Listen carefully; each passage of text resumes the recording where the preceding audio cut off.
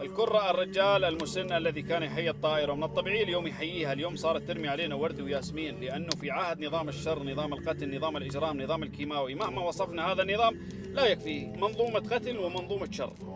كانت ترمي علينا البراميل والمتفجرات والكيماوي، وكانت تصب علينا النار صب، فزرعت بقلوب البشر الخوف والرعب أثر لا يمحى.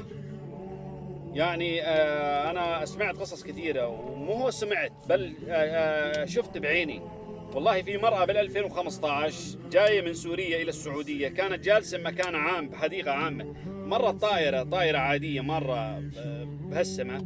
والله العظيم قام تقول الآن تضرب الطائرة، صارت تدور ملاذ آمن لتتخبى عن صوت الطائرة. ليش؟ لأنه الرعب والخوف لاحقها، خايفة.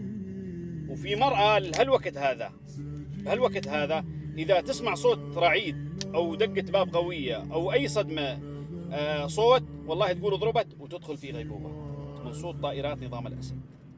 فاليوم من الطبيعي الناس اليوم تحيي الطائرة لأنها صارت ترمي علينا ورد وياسمين. وأنا أقول الله الحمد لله، الله خلصنا من هذا النظام الفاجر، النظام القتل والإجرام، فرعون هذا العصر.